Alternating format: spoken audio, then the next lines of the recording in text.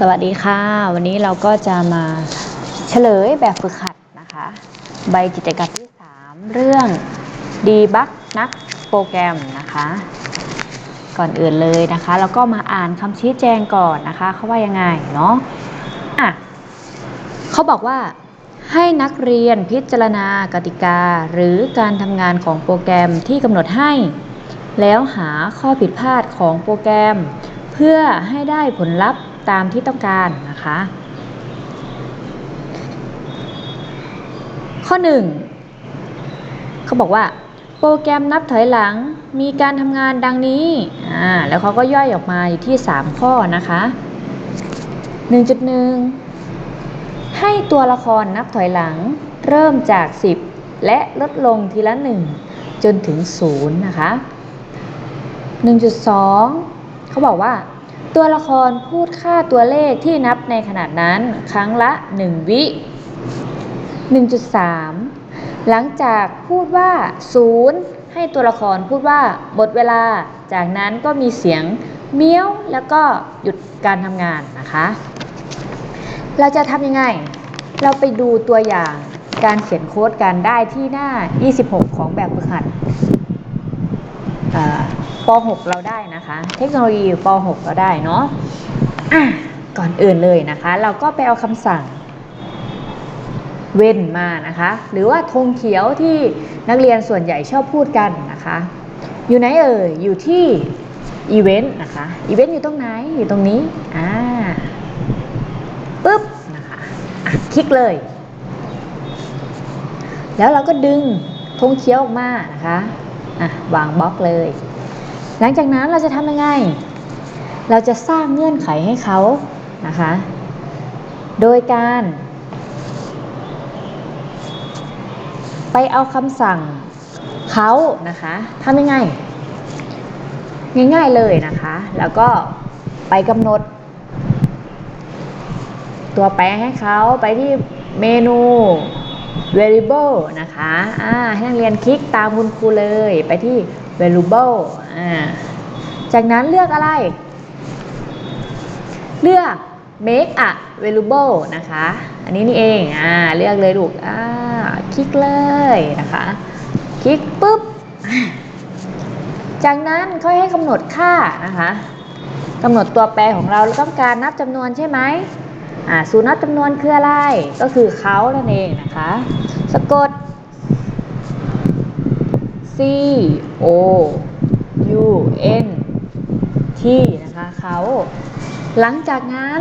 ที่นักเรียนพิมพ์เสร็จแล้วนะคะให้นักเรียนกดปุ่มโอเคนะคะปึ๊บเห็นไหมมันก็จะได้คำสั่งเขาออกมาตรงนี้เห็นไหมลูกหรือเราจะมาดูตรงนี้ก็ได้เสร็จแล้วจากนั้นเราจะไปเอาคำสั่งเซมาใส่เซอยู่ไหนอยู่นี่ไงลากมาเลยปึ๊บเขาต้องการนับถอยหลังจาก10ใช่ไหมจนถึง0ใช่ไหมแล้วก็ต้องเปลี่ยนตรงนี้เปลี่ยนตรงนี้ตอนนี้มันเป็น0เนาะแล้วก็เปลี่ยนเป็น10เหมือนของเขาเลยนะคะจากนั้นเราก็ไปเอาคำสั่ง forever นะคะ forever นะคะ forever อยู่ตรงไหนอยู่ตรง event ไม่ใช่สิขออภัยอยู่ตรง control นะคะ control นี่ตรงนี้เห็นไหมลูกตรง control ปึ๊บลากมาวางนะคะจากนั้นทำยังไงต่อไปเอาคำสั่งเช้งมานะคะเช้งอยู่ไหนอยู่อีเวนต์หรือเปล่าอยู่คอนโทรลนะคะตรงไหนของคอนโทรลนี่ไงเลื่อนลงมาเห็นไหมลูกเช้ง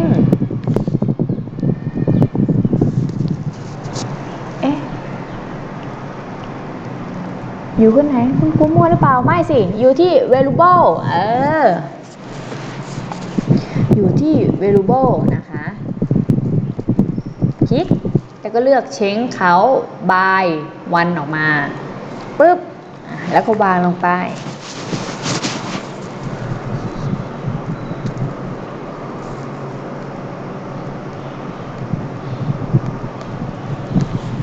หลังจากนั้น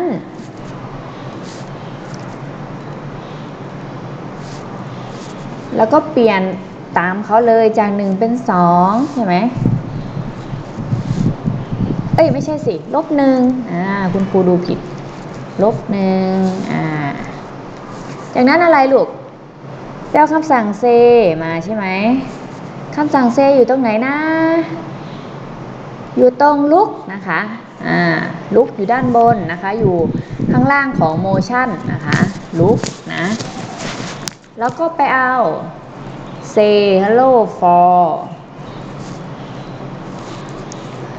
to section มาเนาะ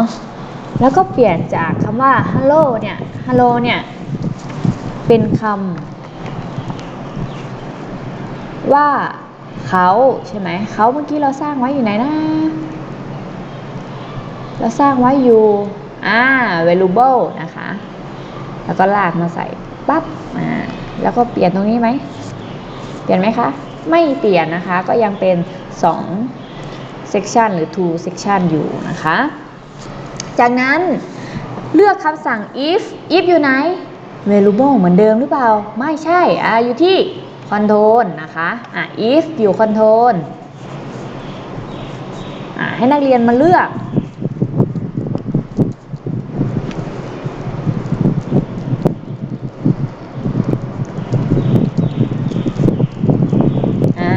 ตัวนี้นะคะ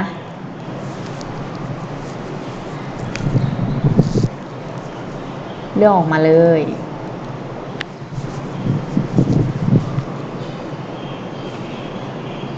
วางลงไปจากนั้นทำยังไงต่อเหมือนเดิมเลยไป operator นะคะ operator ไอตัวเขียวๆนี่ลูกวงกลมสีเขียว operator เลือกอันไหนเลือกอันนี้ที่มีลูกศรน้อยกว่าเนี่ยเห็นไหมปึ๊บมาวางแล้วทำยังไงต่อแล้วก็เปลี่ยนจาก50เป็น0ใช่ไหมคะจากนั้นยังไงต่อเขามีเขาใช่ไหมตัวอย่างเขาเราอยู่ไหนอยู่ valuable นะคะแล้วเราก็ไปเอามาปึ๊บเอามาวางทีนี้ต้องการพูดว่าหมดเวลาเซอยู่ไหนอยู่ที่ลุกนะคะอยู่ที่ลุกหมดเวลาเนี่ยเราก็ไปเอาเซฮัลโหลมานะคะแล้วเราก็วางเปลี่ยนคำว่าฮัลโหลเนี่ยเป็นหมดเวลาพิมพ์ลงไปลูกหมดเวลาแล้วจากนั้นคำสั่งสุดท้ายของเรานะคะก็คือ stop อยู่ตรงไหนอยู่ที่ปุ่มคอนโทรลนะคะอยู่ที่ปุ่มคอนโทรลหนูเลื่อนลงมาเลยลูกตัวเลื่อนลงมามันอยู่ตรงนี้ตัวเล็กๆเห็นไหมปึ๊บ stop all stop ทั้งหมดหยุดทั้งหมดนั่นเองมาวางคุณครูจะลองเล่นดูสิลองเล่นดูสิลองสตาร์ทดูสิมันจะเป็นยังไงไอ้เจ้าเหมียวเนี่ยมันจะนับไหมมันจะร้องเหมียวไหมหมดยังยังไม่หมดนี่หว่าคุณครูลืมอะไรลืมใส่นี่ไงเอานี้ออกมาก่อนเอานี้ออกมาก่อนนะเอานี้ออกมาก่อนลืมใส่เพย์ซาวแล้วมันจะมีเสียงไหมล่ะเพย์ซาวเอาเพย์ซาวมาใส่เพย์ซาวอยู่ไหนตรงสีม่วงๆนี่ลูกตรงคำว่าซาวเห็นไหมอันที่3 1 2 3เนี่ยอันที่3นะให้มันร้องเมี้ยวมันร้องเมี้ยวอยู่แล้วเนาะกำหนดให้มันร้องเมี้ยวจากนั้นก็ไปคอนโทรลเลื่อนลงมา stop all เอามาใส่จบเนาะลองดูซิทีนี้ปึ๊บ9 8 7 6 5 4 3 2 1และ0-1 -1มาจากไหนมาจาก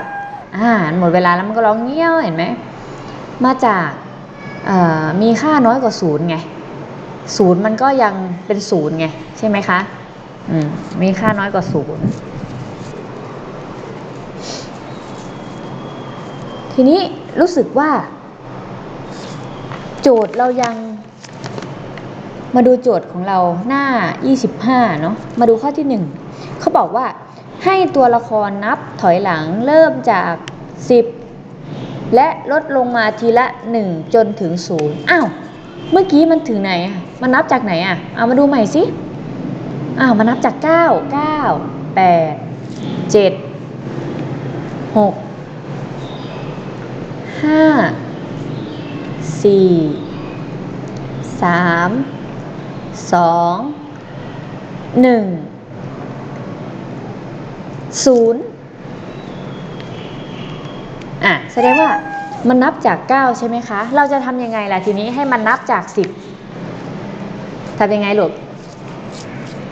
เราก็แค่เปลี่ยนที่สลับที่นะคะสลับที่อะไรสลับที่ตรงนี้ไงตรงเซเนี่ยเอาขึ้นไปแทนเช้งเอาเช้งลงมาอยู่ใต้ล่างนะอยู่ข้างล่างเซนะลองดูสิปึ๊บลองดูนะคุณครูจะลองเล่นใหม่ปึ๊บนับแล้ว10 9 8 7 6 5 4 3 2 1 0เห็นไหมแสดงว่าข้อ1เราผ่านหรือยังผ่านแล้วติ๊กถูกผ่านแล้วจำด้วยนะเมื่อกี้เราสลับอะไรไปนะคะต่อไปมาดูข้อที่2เขาบอกว่ายังไงหน้า25ตัวละครพูดค่าตัวเลขที่นับในขณะนั้นครั้งละ1วิเมื่อกี้เนี่ยมันนับ1วิหรือเปล่านักเรียนว่ามันนับ1วิไหมคะมันยังไม่นับ1วินะคะมันนับ2วิแล้วทีนี้เราจะไปเปลี่ยนตรงไหนเปลี่ยนตรงไหนคะเปลี่ยนตรงนี้เหรอไม่ใช่เอาเปลี่ยนตรงนี้เปล่าใช่แล้วแล้วก็เปลี่ยนจากเลข2เป็นเลข1มาดูซิว่าทีนี้มันจะนับเร็วขึ้นไหมนะคะเมื่อกี้มันยังช้ามันยังหน่วงอยู่เนาะลองมาสตาร์ทดูปึ๊บ10 9 8 7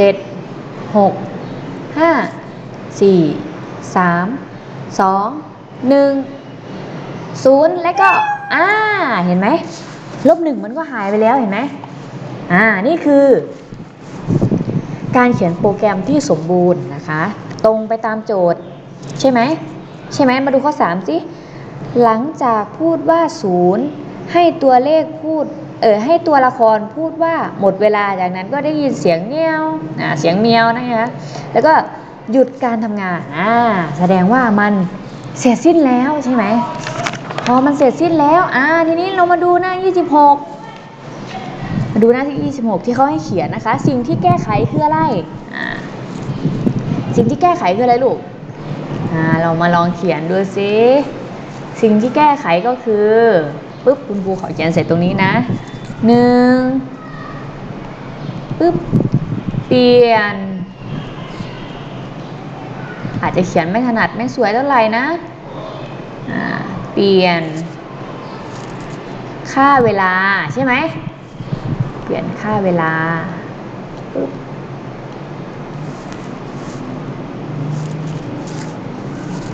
ที่บล็อกคำสั่งที่บล็อกคำสั่ง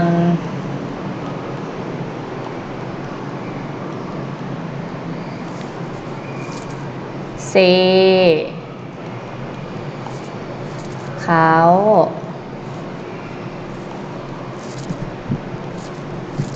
ฟอล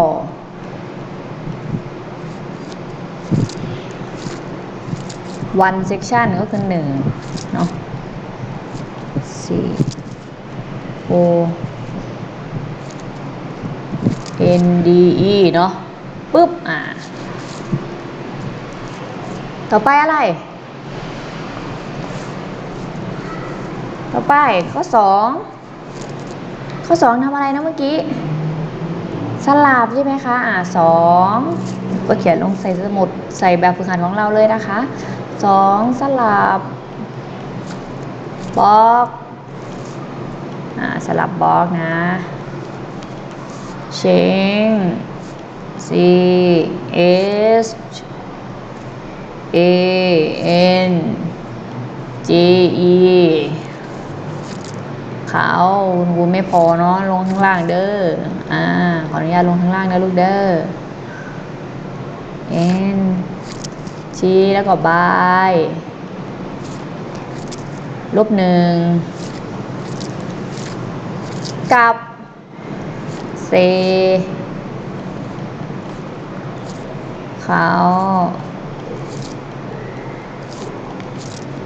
for two section ดึบ